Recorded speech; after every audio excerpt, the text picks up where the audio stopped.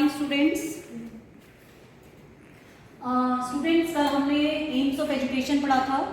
AIIMS of education में हमने आपसे डिस्कस किया था कि हमारे पास यहाँ पर एम्स ऑफ एजुकेशन में कुछ एम्स हमारे इंडिविजुअल एम्स में आते हैं और कुछ एम हमारे सोशल एम्स में आते हैं।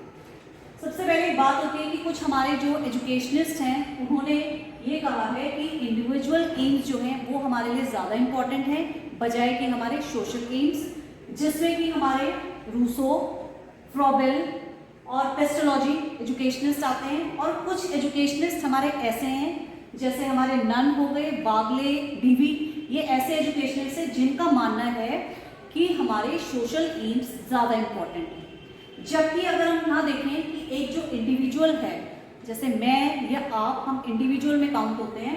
इंडिविजुअल एम में एजुकेशन क्या करती है, हमें एक इंडिविजुअल को अपनी लाइफ को अच्छे से जीने के लिए हमें कुशल बनाती है ना। हमारी लाइफ में जितनी प्रॉब्लम्स होती हैं हमें उनको सॉल्व करने लायक बनाती हैं। हमें जितनी परेशानियाँ, जितनी प्रॉब्लम्स हमारी लाइफ में आती हैं हमें एडजस्ट करना मीन्स कि हम इस जीवन में या हमारी लाइफ को अच्छे से हम कैसे इसको व्यतीत करें या कैसे अपना एडजस्टमेंट करें, कैसे हम अपने आप को कितना आगे बढ़ा सकते हैं, कैसे हम आपको स्किल्ड बनाएं अपने आप को, तो वो काम हमारा एजुकेशन जो है एक इंडिविजुअल एम के द्वारा करती है। इसी तरीके से हमारा सोशल एम में आते हैं। और वही सोशल एम में क्या है, अगर एक इंडिविजुअल है, एक इंडिविजुअल से ही तो सोसाइटी बनी है। अगर एक व्यक्ति ना हो तो समाज कैसे बनेगा, व्यक्तियों को मिलाकर ही समाज बनता है। तो इसीलिए इंडिविजुअल का होना भी बहुत ज़रूरी है और समाज का होना भी बहुत ज़रूरी है। क्यों? क्योंकि हम जो हैं एक सामाजिक प्राणी हैं, हम समाज में ही रहते हैं और हमसे मिलकर ही समाज बना है। तो यहाँ पर ये बात क्लियर हो जाती है कि हमारे इंडिविजुअल्स एम भी बहुत ज़रूरी हैं और हमारे सोशल एम्स भी बहुत ज़रूरी है। इंडिविजुअल एम्स कल हम डिस्कस कर चुके थे। इंडिविजुअल एम्स में कुछ हमने मेन एम्स जो देखे थे उनमें हमारा फिजिकल एम था, फिजिकल डेवलपमेंट। जो हमारी एजुकेशन का एम है वो फिजिकल डेवलपमेंट हमारा करती है, मेंटल डेवलपमेंट करती है, हमारा सोशल डेवलपमेंट है, हमारा वोकेशनल एम के लिए आगे फोकस करती है, और जो है उसमें हमारा कल्चरल डेवलपमेंट करती है। और भी बहुत सारे ऐसे एम्स थे जो कि कल हम डिस्कस कर चुके हैं।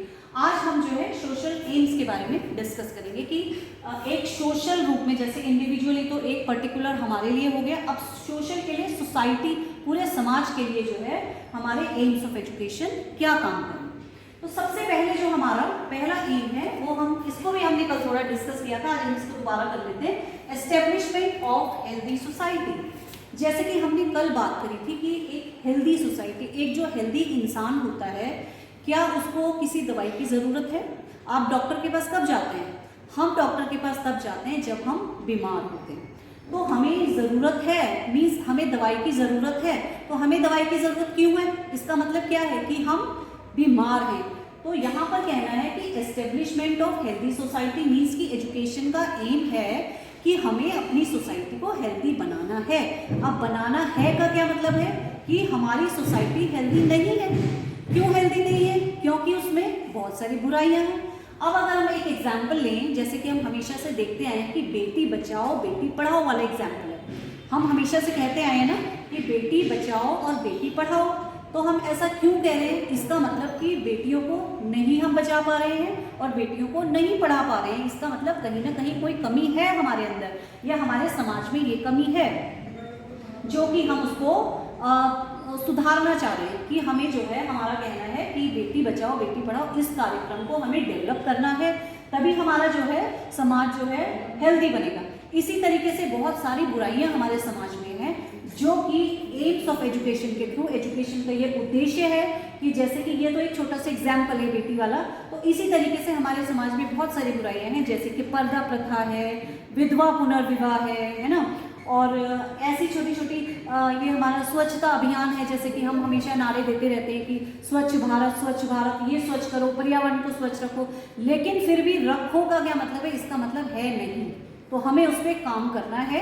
तो ये हमारा एजुकेशन का एम है, उद्देश्य है कि हम जो है इन बुराइयों को दूर करके अपने समाज को जो है स्वस्थ बनाएंगे। ये जितनी भी बीमारियां हैं, ये बीमारियां हैं जो कि इसका मतलब है कहीं ना कहीं ऐसा वर्ग समाज में है जो आज भी इन चीज़ों का विरोध करता है, कि जो नहीं मानता, उन चीज़ों में वो भागीदार नहीं है, इन चीज़ों में वो अपना योगदान नहीं दे रहा है ना। तो इसका मतलब ये है कि हमें अपनी सोसाइटी को हेल्दी बनाने की ज़रूरत है। और ये काम कौन करती है? एजुकेशन। हम लोग कोई बुराइयां हमारे अंदर होती है या हम अच्छे काम नहीं करते या हमें उनकी पहचान नहीं है, इसका मतलब क्या है? कहीं ना कहीं हमारी एजुकेशन में कमी है। जब हमारी एजुकेशन में कमी होगी तभी हम कोई गलत रास्ता पकड़ेंगे। अदरवाइज अगर हमारी एजुकेशन अच्छे से है, हमें एजुकेशन मिली है कि हमें अपना पर्यावरण को स्वच्छ रखना है, और क्यों रखना है? क्योंकि पर्यावरण स्वच्छ नहीं रहेगा तो नुकसान किसका है? आपका ही नुकसान है। तो अगर आप अच्छे से एजुकेटेड हैं तो आपको उनके नुकसान के बारे में पता होगा, और वो नुकसान समाज का नहीं होगा, आप उनमें रहने वाले लोगों का। तो लोग कौन है? इंडिविजुअली पहले नुकसान होगा, फिर पूरी सोसाइटी को नुकसान होगा। तो नुकसान ओवरऑल किसका है? आपका ही नुकसान है। तो इसीलिए इस एम के अंदर हमें क्या बताना है कि हमें अपनी सोसाइटी को हेल्दी रखना है, जितनी भी बुराइयां हैं उनको दूर करके, जितने भी रोग हैं उनको दूर करके। दूसरा हमारा आता है एबोलिशन ऑफ सोशल एविल्स। अब सोशल एविल्स क्या है? पॉइंट्स क्या है? एक दूसरे से कनेक्टेड ही है। सोशल एविल्स में क्या आती है? सामाजिक बुराइयां। अब जैसे कि अभी हमने पहले वाले पॉइंट में बात करी, तो सामाजिक बुराइयां क्या है? यही तो है सामाजिक बुराइयां। क्या है कि हमने अभियान तो चलाए हैं लेकिन हमने पूरा नहीं कर रहे हैं। अब जैसे पुनर्विवाह में विधवा पुनर्विवाह, बहुत सारे लड़कियां ऐसी होती है जिनका कि छोटे में शादी हो जाती है, या कई किसी कारणवश अगर उनके हस्बैंड की डेथ भी हो जाती है, तो क्या है? ये एक बैन होता है कि लड़कियां या लेडीज़ या औरतें जो भी हैं, एक बार शादी करने के बाद दोबारा शादी नहीं कर सकती। लाइफ टाइम वो जो है सिंपल से कपड़े पहनेंगी, अपने वाइट कपड़े पहनेंगी, जो भी उनका ड्रेसअप होगा, जैसा भी उनका अटायर होगा, तो उसी में उनको पूरी लाइफ टाइम काटनी है। तो ये कितनी बड़ी बाउंडेशन भी है, प्लस ये एक सोशल इविल है। हमारे समाज में ये एक बहुत बड़ी बुराई है। हर इंसान को, समाज में रहने वाले हर इंसान को, हर प्राणी को जो है अपनी लाइफ को जीने का, अपने तरीके से जीने का पूरा अधिकार मिलना चाहिए, और है भी।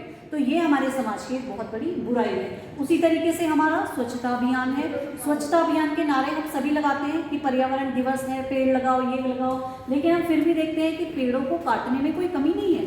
हम लोग एक तरफ तो नारे लगा रहे हैं कि पेड़ों को बचाओ, और देखो आप आज के टाइम में सड़कें बनाने के लिए, ट्रैक्स बनाने के लिए, या बहुत सारे कामों के लिए कितने पेड़ों की कटाई हुई है। और उनसे पूछिए हम जरा कि जितने वो पेड़ काटते हैं, क्या वो पर्यावरण को बचाने के लिए उतने पेड़ लगाते हैं?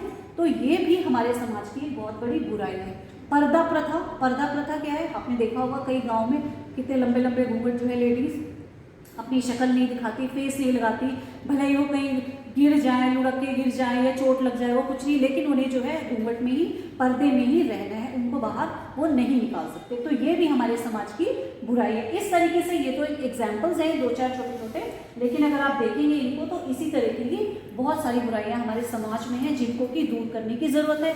और अगर हम एजुकेटेड होंगे, ये हमारे एजुकेशन में ही सोशल एम्स में दूसरे नंबर का एम्स आता है कि अगर ये भी किस वजह से है? ये भी लैक ऑफ एजुकेशन की वजह से। जो भी बुराई है वो शिक्षा की कमी की वजह से। अगर हम लोगों को शिक्षित करेंगे, लोग शिक्षित होंगे, तो 100% ये बुराइयों से हम निजात पा सकते हैं। हम अपने पर्यावरण को स्वच्छ बना सकते हैं। हर इंसान को जीने के लिए जो है स्वतंत्रता है, वो स्वतंत्र हो सकते हैं। अगर इंसान की सोच बदल जाए कि एक विवाह होने के बाद अगर वो कहीं पर रुक भी जाता है, तो वो अपनी ज़िंदगी नए सिरे से दोबारा शुरू करने देना चाहिए। उनको पूरा हक है कि वो अपनी लाइफ को जो है दोबारा से शुरू कर सके। तो ये भी हमारे समाज में बुराई है, और इस एजुकेशन के थ्रू ही हम इस बुराई को भी दूर कर सकते हैं। तीसरा पॉइंट आता है हमारे पास, development of social efficiency and healthy environment. Social efficiency हम कल डिस्कस कर चुके थे कि हम लोग जो है पढ़ाई कर रहे हैं, एजुकेशन ले रहे हैं, कुछ भी हम लोग कोई भी एक काम करते हैं, जैसे कि कोई मिट्टी के बर्तन बनाने में बहुत माहिर है, बहुत अच्छा है, कोई बिजनेस करता है किसी चीज़ का, या कोई अपने ऑफिस में क्लर्क है, या कोई कंप्यूटर का काम कर रहा है, तो क्या है वो जितना एफिशिएंस होगा हमारा एनवायरनमेंट उतना ही हेल्दी बनेगा। जैसे कि ये कुक है, उसका काम है, वो जितनी उसको स्किल्ड होगा वो अपने काम में, जैसे हम सब भी हैं, हम सब के अपने अपने काम होंगे, हम जितने स्किल्ड अपने काम में होंगे उतना ही हमारा एनवायरनमेंट भी हेल्दी होगा। उसका फ़र्क कहाँ पड़ेगा? अगर हम शिक्षित हैं, आप लोग शिक्षित हैं, तो क्या है आप अपने परिवार के जितने लोग हैं उनसे अच्छी बातें करेंगे, अच्छी बातें करेंगे, वो लोग समाज में और 4-8 लोगों से मिलेंगे, उनमें भी अच्छी बातें होंगी। तो इससे क्या होगा? अच्छी चीज़ें जो है धीरे धीरे समाज में बढ़ाकर हमारे समाज को अच्छा बनाएंगे, अच्छी सीख मिलेगी उनको सबको। लेकिन अगर हम अपनी चीज़ों में, अपने काम में स्किल्ड नहीं है तो इसका फर्क भी हमारे समाज में पड़ेगा। अगर हम शिक्षित नहीं हैं, हम अनपढ़ हैं, तो हमारे परिवार के बाकी लोग भी उससे प्रभावित होंगे और वही लोग जो है आगे जब कहीं बैठेंगे तो वो वैसे ही बातें करेंगे, तो उसकी वजह से जो है और आगे जाके हमारा एनवायरनमेंट भी उसी तरीके से इफेक्ट होगा। तो हम जो भी काम करें, चाहे हम ऑफिस में काम करें, चाहे हम कोई जॉब हो हमारे पास हो, चाहे वो हम कंप्यूटर का काम करें, चाहे कोई स्वीपर का काम करें, चाहे कोई सब्जी बेचने वाला, हर इंसान जो है अपने में स्किल्ड होता है। और एजुकेशन का उद्देश्य यही है कि हम जो है एजुकेशन के थ्रू हम जो भी काम करें उसमें हम एफिशिएंट हो, उसको हम स्किल्ड बनाएं और अपने एनवायरनमेंट को भी हेल्दी रखें। क्योंकि पूरा डिपेंड इंडिविजुअल जब सोसाइटी में जाएगा तो उसी से फर्क पड़ेगा ना सोसाइटी में भी, कि वो जितना स्किल्ड होगा तो आगे भी वही स्किल्ड वाली बातें होंगी। अगर वो स्किल्ड नहीं है, वो जहाँ भी सोसाइटी में जाएगा तो वो भी जो है एक अनएजुकेटेड की तरह लोगों को जो है इफेक्ट करेगा। ठीक है, तो हमें जो है अपने, चाहे वो वोकेशन से ले लो, जीविकोपार्जन के लिए आप जो भी जॉब करते हो, जो भी आपका वोकेशन है, उसमें आपको स्किल्ड होना हमारी एजुकेशन का एम बताता है। एक मिनट रुको। नेक्स्ट पॉइंट है हमारा development of leadership and sense of responsibility. ये हम पहले भी डिस्कस कर चुके हैं कि लीडरशिप, कि जब एक बच्चा थोड़ा सा बड़ा होता है तो क्या है, वो क्लास में जाता है, क्लास में हम क्या चूज़ करते हैं, जिसके अंदर एक टीचर को दिखाई देता है कि हाँ इसके अंदर लीडरशिप की बात है, कि वो जो है अच्छे से सबको हैंडल कर सकता है, फटाफट से वो सबको बोल सकता है, बहुत सबके साथ एडजस्टेबल होता है। तो क्या करती है मैम, उसको मॉनिटर बना देती है कि नहीं आपके अंदर वो कैपेबिलिटीज़ है कि आप जो है मॉनिटर बन के पूरी क्लास को हैंडल कर सकते हो, है ना। इसी की तरीके से अगर हम एक एग्जाम्पल लें, जैसे स्वतंत्रता के टाइम पे गांधी जी थे, तो गांधी जी क्या है, वो एक बहुत बड़े लीडर थे। किस वजह से वो लीडर थे, वो ये नहीं है कि उन्होंने बहुत ज़्यादा कोई पढ़ाई करी थी या बहुत ज़्यादा एजुकेशन ली थी, वो अपने आकर्षक व्यक्तित्व की वजह से, पर्सनालिटी की वजह से उन्होंने जन आंदोलन चलाया था और पूरा जन कितने लोग थे उनके पीछे जिन्होंने की आज़ादी की लड़ाई में उनके साथ पार्टिसिपेट किया था। तो वो एक बहुत ही बड़े लीडर थे, उनको लीडरशिप की भावना थी, उनके अंदर लीडरशिप की क्वालिटी थी। और इसी तरीके से अगर हम आज की बात करें तो हमारे जो अभी करंटली हमारे प्राइम मिनिस्टर मोदी जी हैं, उनकी लीडरशिप आप देखिए, वो भी ऐसा नहीं है कि वो भी कोई बहुत ज़्यादा पढ़े, लेकिन उनके अंदर एक ऐसी क्वालिटी है लीडरशिप की जो कि सबको प्रभावित करती है। जैसे कि कोरोना के टाइम पे अगर हम देखें, उनकी एक आवाज़ पे हम सब लोगों ने, पूरी दुनिया के लोगों ने जो है अपने घरों में थाली, चम्मच, घंटी, जिसको जो भी बजाया, एक ऑर्डर पे उन्होंने काम किया ना। अगर कोई किसी और कहता कि भाई आज किसी का बर्थडे है, इसका या उसका है, तो सब लोग उसके लिए गिफ्ट लेके आओ, या तो हम डेफिनेटली पूछेंगे कि वो कौन है, हम नहीं जानते उनको, और क्यों लेके आए हम, हमें उससे क्या वास्ता। तो ये है उनकी लीडरशिप में, और हम अगर आमतौर पे कोई काम करें, ये फ़र्क है हमारी लीडरशिप में और उनकी लीडरशिप में। तो ऐसी लीडरशिप है जिसने कि हर व्यक्ति को इफेक्ट किया है। तो इस तरह की लीडरशिप जो है कहाँ से डेवलप होती है, एजुकेशन से। उनके जो विचार हैं, उनके विचार जो हैं इतने प्रभावित करते हैं लोगों को कि उनमें नज़र आता है कि एक्चुअली में उनके अंदर जो लीडरशिप की क्वालिटी है वो गजब की देखने लायक है। और इसी में एक आता है सेंस ऑफ रिस्पॉन्सिबिलिटी। अब कौन सी रिस्पॉन्सिबिलिटी की बात कर रहे हैं, एक पर्टिकुलर इंडिविजुअल है, जैसे कि अभी हमने स्वच्छता की बात करी, तो हम स्वच्छता कहाँ से स्टार्ट होती है, हम अकेले से, एक पर्सन से, एक इंडिविजुअल से। आप कहाँ से शुरुआत करोगे, अपने घर से आप शुरुआत करोगे। भाई आप कुछ भी खाते हो, टॉफ़ी खाते हो, रैपर ऐसे ही फेंक देते हो, चॉकलेट खाते हो ऐसे ही फेंक देते हो, कहीं आप घूमने जाते हो, चिप्स के पैकेट साइड से डाल देते हो, मूंगफली छिलके ऐसे ही डाल देते हो। तो ये सब चीज़ें क्या हैं, हमारे अंदर एक रिस्पॉन्सिबिलिटी की फीलिंग होनी चाहिए कि हर व्यक्ति को स्वच्छता का ध्यान रखना चाहिए, और वो शुरुआत हमें अपने घर से करनी है। अगर हर व्यक्ति इस चीज़ का ध्यान रखेगा तो हमारे यहाँ कहीं गंदगी नहीं होगी, हमें ये अभियान चलाने की ज़रूरत ही नहीं पड़ेगी।